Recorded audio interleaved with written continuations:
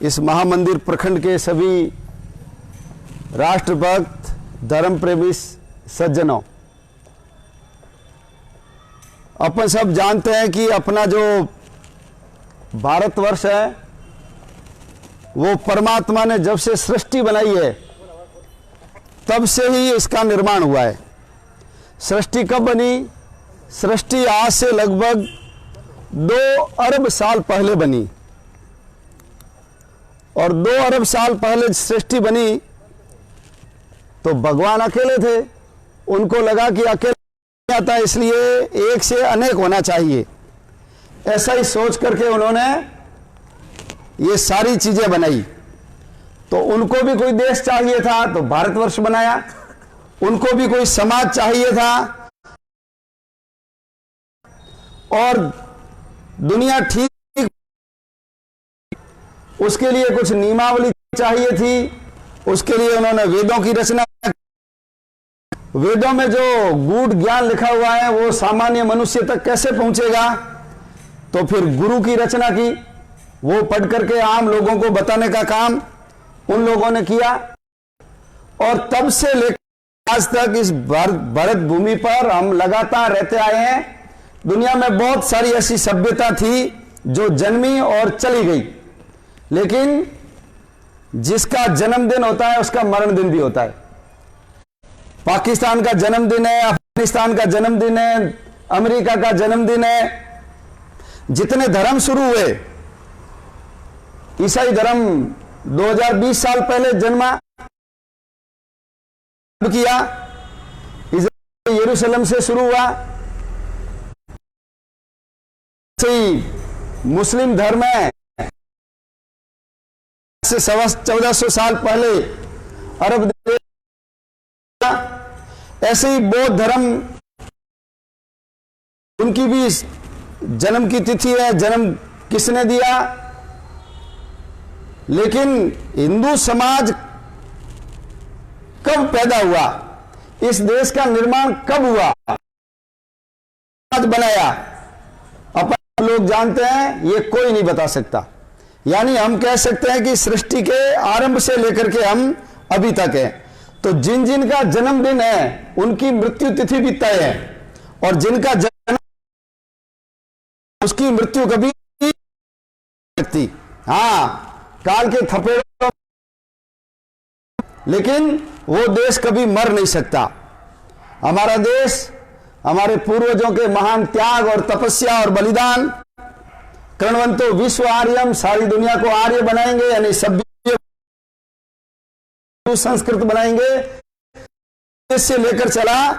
इसने हमारा खुद का विकास भी किया और हमारे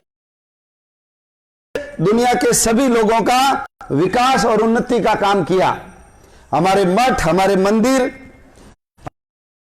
मुनि जब तक घूमते थे और इन स्थानों के द्वारा मिलता रहा, तब तक हमारा देश बड़ा ताकत मजबूत रहा। जिस किसी ने भी इसके ऊपर आक्रमण करने की कोशिश की, उसको हमने घर में जाकर के मारा, उनको परास्त किया। लेकिन जैसे ही हमारे ये बल देने तो कमजोर होने के अधर्म की शक्तियां बढ़ी, पापाचार बढ़ा। अभी कल ही हमने कृष्ण जन्माष्टमी मनाई है। याद करो, कंस अपने पिता को जेल में डाला, अपनी बहन को जेल में डाला, अपने बहनोई को जेल में डाला, बहन से पैदा होने वाले 7 बच्चों को उसने मार डाला। शिशु सब राक्षसी प्रवृत्ति के लोग थे। और जब जब ऐसी स्थिति बनती है, तब तब कोई न कोई व्यक्ति आकर के देश समाज को ठीक करने का काम करता है। अधर्मी बढ़ते हैं, राष्ट्रद्रोही लोग बढ़ते हैं, आतंकवादी लोग बढ़ते हैं, तब कोई शक्ति खड़ी होती है और वो शक्ति धर्म की स्थापना करने का काम करती है। ऐसे ही आज से 5122 साल पहले भगवान श्री कृष्ण ने पूरी धरती से सारे पापियों का अंत, धर्म की स्थापना किया था। जब कृष्ण को मथुरा से गोकुल जाता है तो वो समझ जाते हैं कि देश की स्थिति कैसी है। छोटे छोटे बालकों को तैयार प्रवीण करते हैं, कुश्ती मलखम आदि सिखाते हैं और 12 साल की आयु में कंस को उसके सिंहासन के ऊपर चढ़ करके अपने साथियों के साथ मंच के ऊपर ही उनको चीर डालते हैं। मक्खन हम खाएंगे, कंस के सैनिकों के पास नहीं जाना चाहिए, इसलिए उन्होंने कहा कोई लेकर नहीं जाएगा, जो मथुरा ले जाएगा उसकी हम मटकी फोड़ेंगे। अपने को बताते नहीं है भगवान ने मटकियां क्यों फोड़ी, हम मानते हैं कि वो शैतान होंगे इसलिए मटकियां फोड़ी। मटकियां इसलिए फोड़ी, मक्खन हमारा खाएंगे कंस के सैनिक, वो मजबूत बनेंगे, ऐसा नहीं चलेगा, हम खाएंगे हम मजबूत बनेंगे। इसलिए निर्धन बालकों को कहा अमीरों के वहां तुम चोरी करके खाओ, ऊपर लटका देते हैं तो तुम पिरामिड बना करके ऊपर चढ़ जाओ, 8-10 के ऊपर 5-6 फिर 2 और 1 कितना देंगे, हम उसको उतार करके खाएंगे। ऐसे एक प्रकार का बाहर जाने का जो लॉकडाउन का काम भगवान श्री कृष्ण ने किया, बिखेर देंगे। लेकिन महिलाओं का भी योगदान होना चाहिए, इसलिए रासलीला के माध्यम से महिलाओं में भी जन जागृति उन्होंने की। 12 साल का बालक कितना छोटा होता है, 5वीं-6ठी में पढ़ने वाला, लेकिन विधर्मी लोग भगवान श्री कृष्ण के बारे में दुष्प्रचार करते हैं, तो उनको बताना चाहिए 6ठी क्लास में पढ़ने वाला बच्चा क्या समझता है। और जब कंस को मारा उसकी आयु 12 करके मथुरा चले गए, दोबारा कभी भी गोकुल में नहीं आए। तो भगवान श्री कृष्ण ने केवल पुरुषों को ही नहीं बल्कि महिलाओं में भी जन जागृति लाने का काम ढूंढा। संख्या कम है, उन्हीं के माध्यम से जितने दुष्ट थे उन सब दुष्टों को मार करके भगवान ने धर्म की स्थापना करने का काम किया। कल हम सब लोगों ने उनकी जन्म तिथि, उनका जन्मोत्सव मनाया है। भगवान श्री कृष्ण के चले जाने के बाद 2800 सालों तक अपना देश ठीक चला, किसी प्रकार की गड़बड़ी नहीं, पूरा देश एकदम अच्छी प्रकार से चला। जब सिकंदर आज से 2500 साल पहले भारत के अंदर आता है और उसके बाद तो तांता ही लग जाता है। हम सब जानते हैं 712 में मोहम्मद बिन कासिम आया और उसके बाद तो लगातार एक श्रृंखला ही चल पड़ी। हमारे पूर्वजों ने बड़ी बहादुरी से उन लोगों का मुकाबला किया, लाखों लोग बलिदान हुए। मुगलों से लड़ते हुए हमारे पूर्वज 45 करोड़ लोग बलिदान हुए, 45 करोड़, और अंग्रेजों से लड़ते हुए 5 करोड़ लोग बलिदान हुए। ऐसे कुल मिलाकर 50 करोड़ लोगों के बलिदान देने के बाद आज हम इस भारत भूमि के ऊपर सुरक्षित हैं और हमारे उन पूर्वजों की तपस्या के कारण, बलिदान के कारण आज हमको ये सब चीजें देखने को मिली है। हमने पूरे भारत को मुगलों से विहीन कर दिया था। केवल 6-7 रियासतें ऐसी थी जिनके ऊपर उनका कब्जा था। उस समय दुनिया की सबसे धूर्त जाति अंग्रेज भारत में आती है और व्यापार करने के बहाने धीरे धीरे वो पूरे भारत के ऊपर राज्य स्थापित कर लेती है। भगत सिंह, सुखदेव, राजगुरु, कोई तात्या टोपे, झांसी की रानी लक्ष्मीबाई, असंख्य ऐसे क्रांतिकारी और राजाओं ने अंग्रेजों को भारत से बाहर भगाने का प्रयास किया। लेकिन जब ये सन 1900 शुरू हुआ, उस समय कुछ लोग बाहर से पढ़ करके आए थे और अंग्रेजों ने भी अपने खिलाफ जो जनता में रोष था उसको ठीक करने के लिए कांग्रेस की स्थापना की और कांग्रेस एक देश को आजाद कराने का मंच बन गया। हिंदू समाज मूलतः अहिंसक होता है, लड़ना झगड़ना उसके स्वभाव में नहीं है, इसलिए अधिकांश लोग क्रांतिकारियों के साथ नहीं रह करके गांधी जी और नेहरू जी के पीछे चले। देश में एक तूफान खड़ा हो गया, आंदोलन खड़ा हो गया और उसमें दुनिया में दूसरा विश्व युद्ध हुआ। अंग्रेज नाक तक कर्जे से डूब गए थे। सुभाष चंद्र बोस ठेठ हिटलर से मिलकर के आजाद हिंद फौज बना करके रंगून तक आ गए थे। थल सेना ने अंग्रेजों की आज्ञा मानने से इनकार कर दिया था, वायु सेना ने इनकार कर दिया था, जल सेना ने विद्रोह कर दिया था।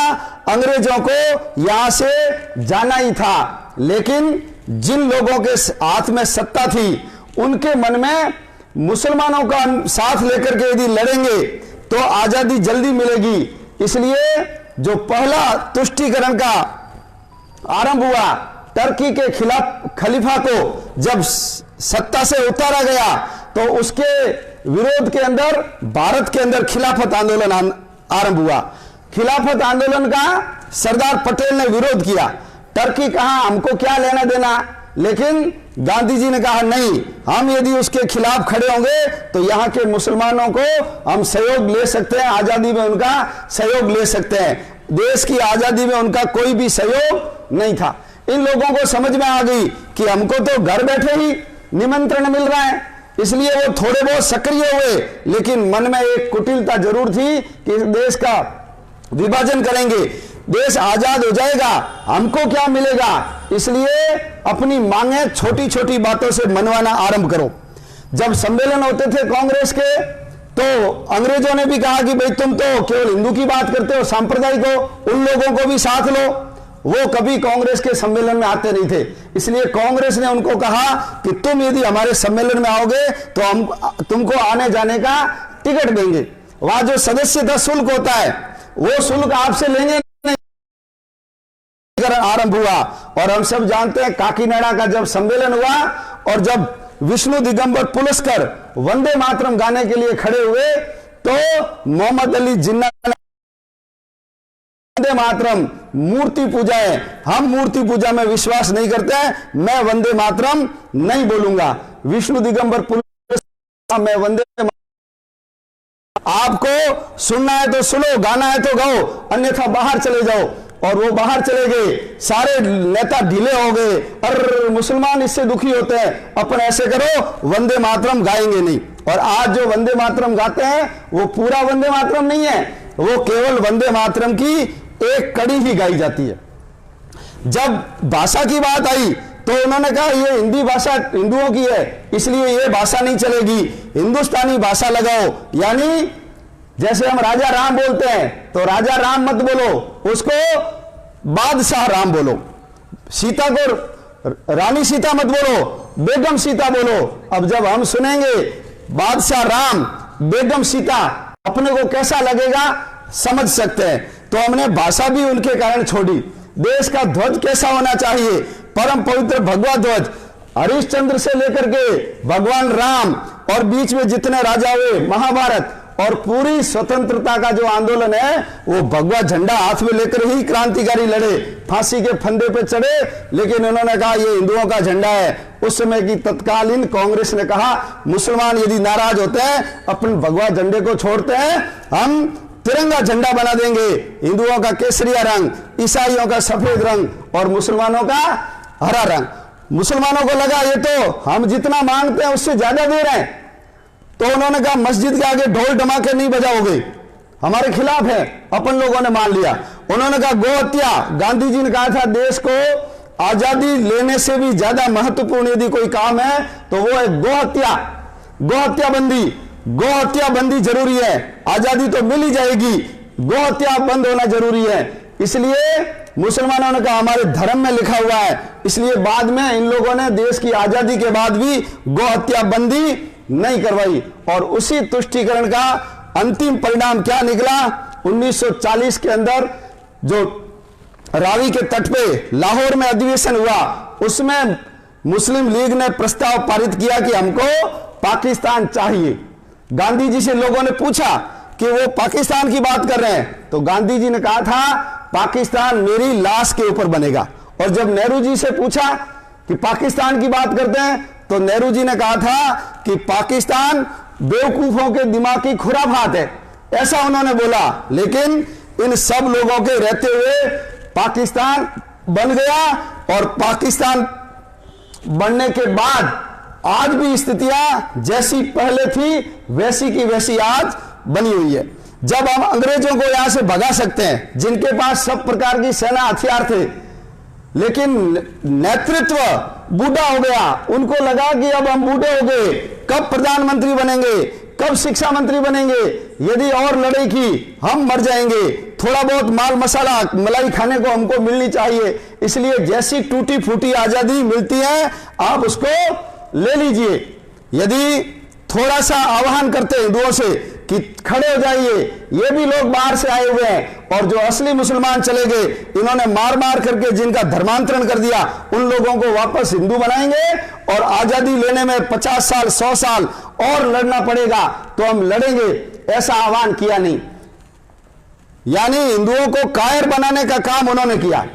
जब दंगे हुए तो गांधी जी ने कहा अधिकांश हिंदू कायर है और अधिकांश मुसलमान गुंडे हैं, और जहां कायर लोग रहेंगे वहां गुंडे तो रहेंगे, ऐसा बोला उन्होंने। छत्रपति शिवाजी, महाराणा प्रताप, गुरु गोविंद सिंह जी, उनके त्याग पराक्रम का यदि स्मरण करके आम जनता को आह्वान किया होता तो जनता खड़ी हो सकती थी और स्थिति ठीक हो सकती थी, लेकिन ऐसा नहीं हो सका।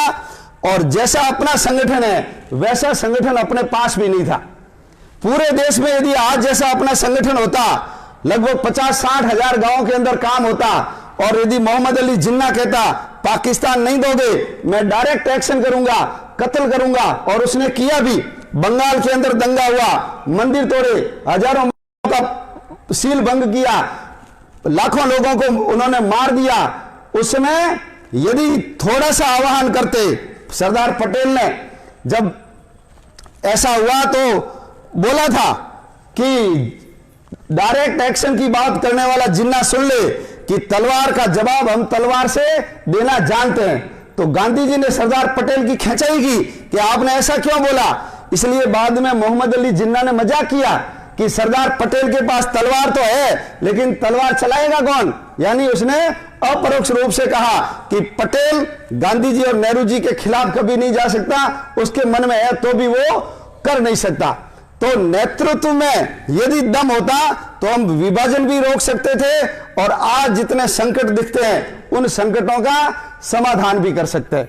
15 अगस्त हर साल मनाते हैं, आजादी की बात करते हैं, और आजादी की बात के साथ विभाजन हुआ ये कभी कोई नहीं बताता। क्यों नहीं बताता? हमारा देश धर्मनिरपेक्ष घोषित हो गया। देश का जो विभाजन हुआ था धर्म के आधार पर हुआ था। मुसलमानों ने कहा था हम भारत हिंदुओं के साथ नहीं रह सकते, हमको अलग देश चाहिए। हिंदुओं ने कभी नहीं कहा था कि हम तुमको यहां रहने नहीं देंगे, यहां से निकाल देंगे। उन्होंने कहा हम हिंदुओं के साथ नहीं रहेंगे, हमको अलग देश दो। और जब उनको देश मिला तो उन्होंने उसको इस्लामिक राष्ट्र बनाया। लेकिन इस्लाम, कुरान, इनका इतिहास उनसे शिक्षा न लेते हुए हमारे जो उस समय कर्ता धर्ता थे, लीडर थे, इस देश को धर्मनिरपेक्ष घोषित करवाया।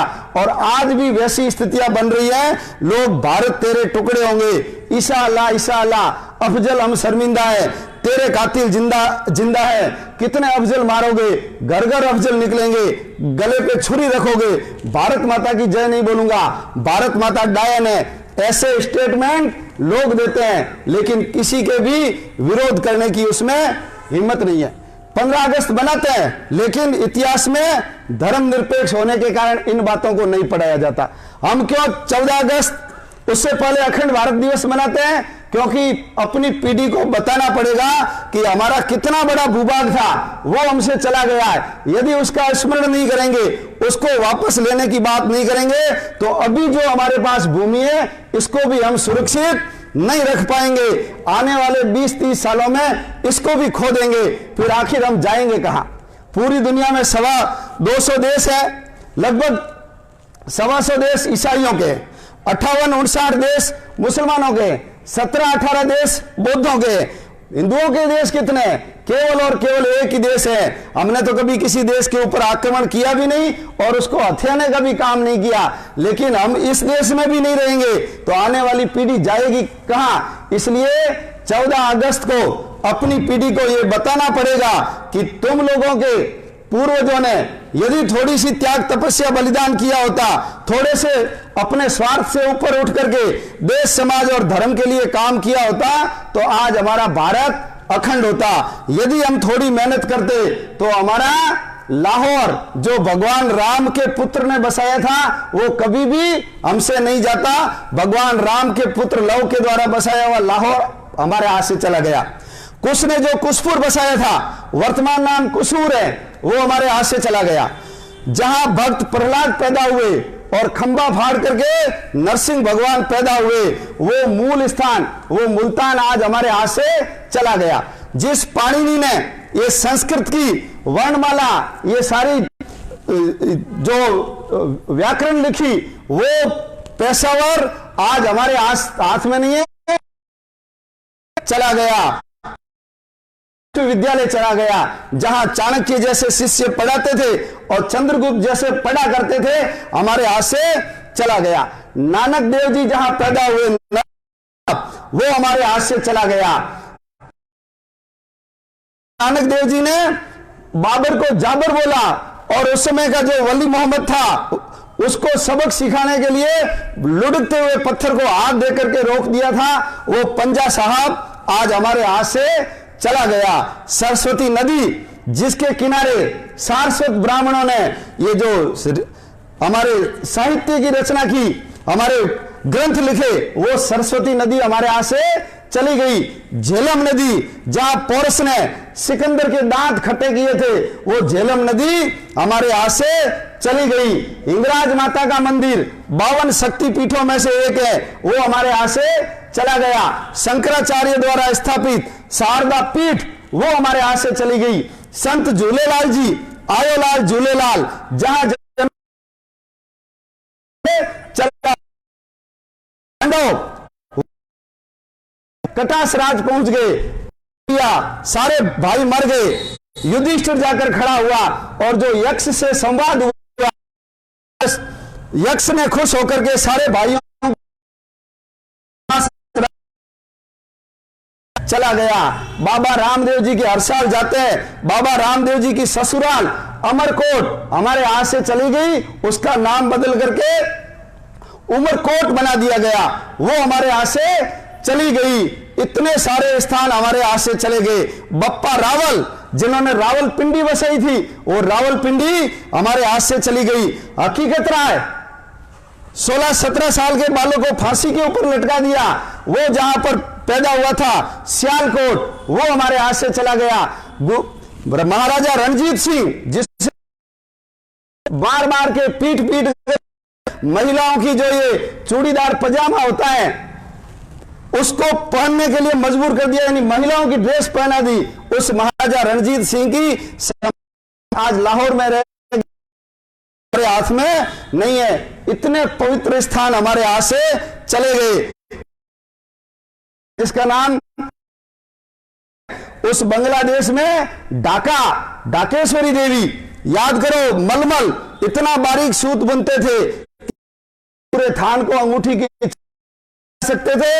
122 गज लंबा कपड़ा समेट करके माचिस की डिब्बी में रख सकते थे। अंग्रेजों ने उनके अंगूठे काट दिए। ढाका हमारे हाथ से, ये अपने को पता ही नहीं है।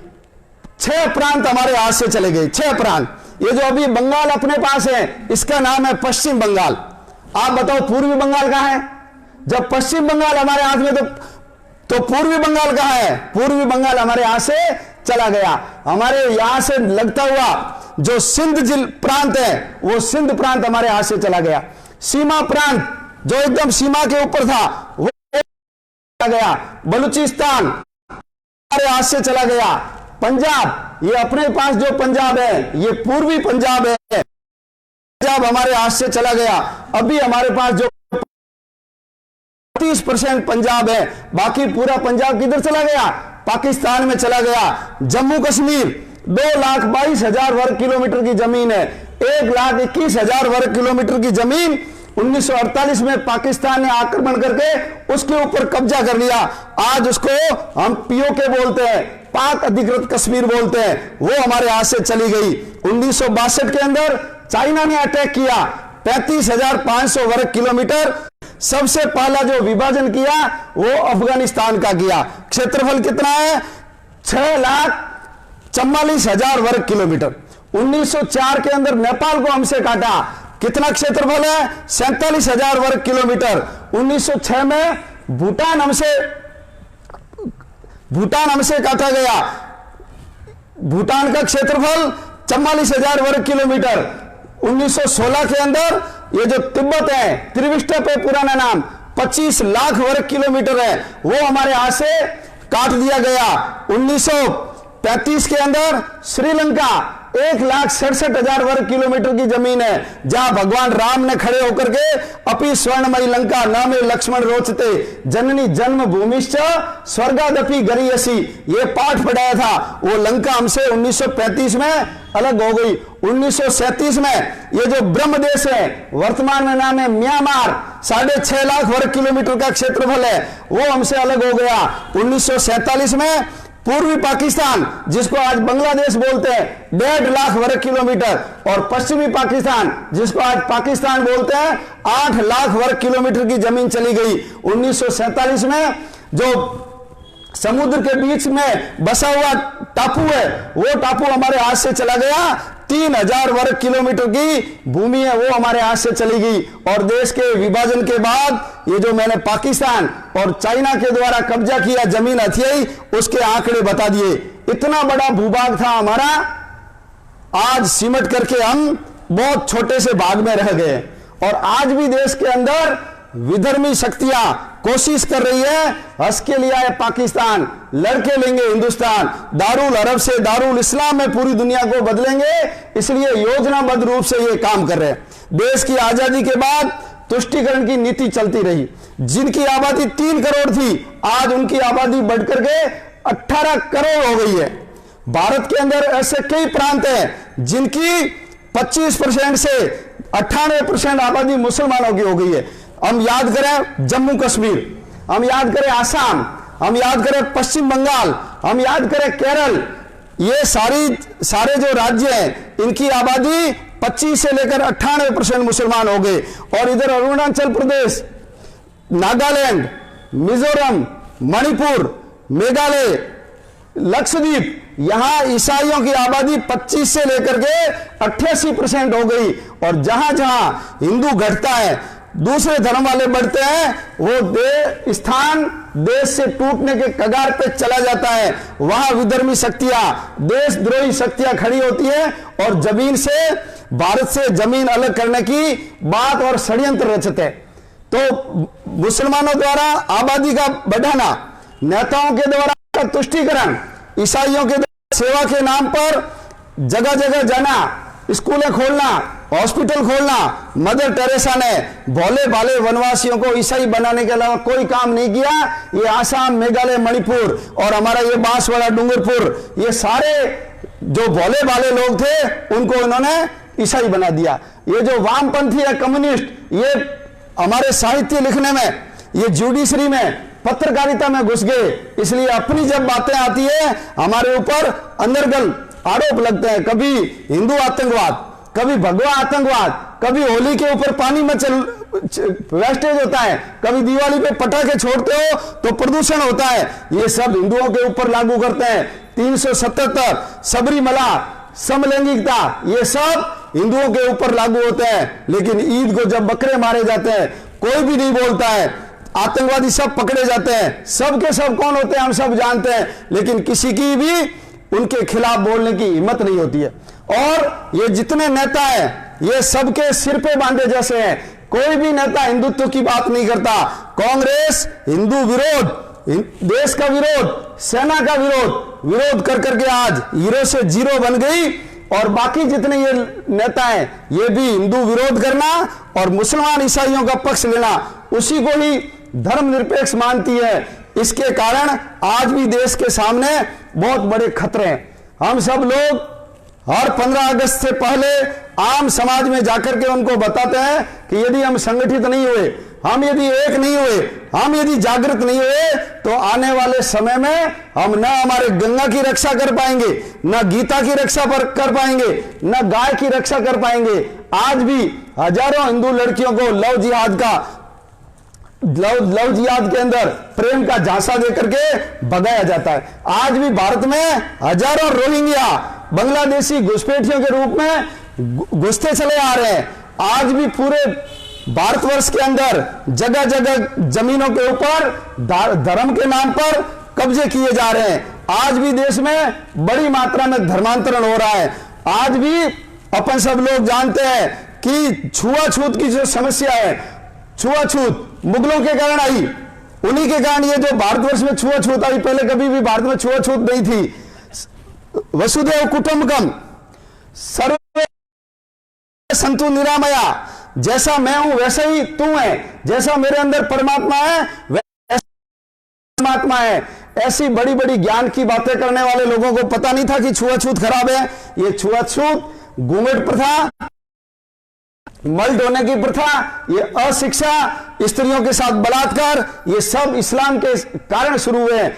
इसलिए उन समाज के लोगों में भी जाकर के हमको बताना पड़ेगा कि तुम लोगों को इस प्रकार की जिंदगी जीने के लिए किसने मजबूर किया है, और तथाकथित स्वर्ण जाति को भी बताना पड़ेगा कि यदि छुआछूत नहीं छोड़ी तो ये जो हमारे भाई है गैरों के हाथ चढ़ जाएंगे, और ये मिलकर के हमारा क्या असर करेंगे अपने को उसका अनुमान लगाना चाहिए। इसलिए छुआछूत समाप्त होनी चाहिए, समरस समाज बनना चाहिए। ये बहुत बड़ी समस्या है, अपन सब लोगों को जागरूक होकर के इसके अंदर काम करना पड़ेगा।